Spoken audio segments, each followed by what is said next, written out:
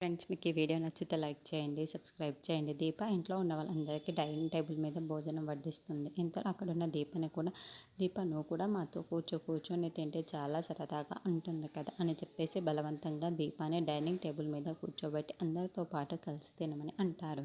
ఇంతలో అక్కడున్న దీప చాలా సంతోషంగా అందరికీ వడ్డిస్తూ తను కూడా తింటూ ఉంటుంది. కార్తిక్కి ఫోన్ వస్తూ ఉంటుంది. అది చూడగానే అక్కడున్న వాళ్ళ అమ్మ, "హరే, నీదే ఫోన్ వస్తుంది రా" అని చెప్పేసి అంటుంది. ఇంతలో అక్కడున్న స్వప్న అయితే, "అదేంటి, తిన్నప్పుడు ఫోన్ మాట్లాడకూడదు కదా అన్నయ్య" అని చెప్పేసి అంటుంది.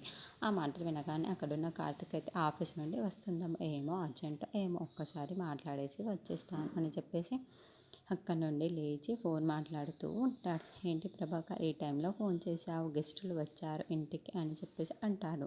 ఆ మాటలు వినగానే అక్కడున్న ప్రభాకర్ అయితే, "మేడం గారు మిమ్మల్ని అర్జెంటుకి ఆఫీస్ రమ్మంటున్నారు" అని చెప్పేసి అంటాడు. ఆ మాటలు వినగానే అక్కడున్న కార్తిక్ అయితే ఒక్కసారిగా షాక్ అయిపోయి, "ఏంటి ఈ టైంలో రావాలా, నా ఇంటికి గెస్టులు వచ్చారని చెప్పు" అని చెప్పేసి అంటాడు.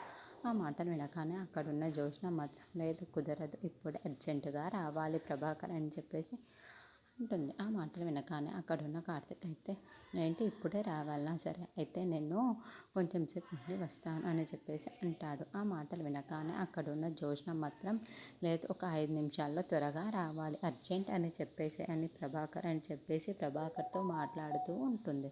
ఇంతలో అక్కడున్న కార్తిక్ అయితే చాలా బాధపడుతూ, "ఇప్పుడే అర్జెంటుగా రావాలా, ఈ జ్యోత్స్న ఒకటని పెట్టదు, ఏం చేసిందో ఏదో" అని చెప్పి చాలా టెన్షన్ పడిపోతున్నాను అని చెప్పి, "సరే వస్తున్నాను" అని చెప్పేసి అంటాడు.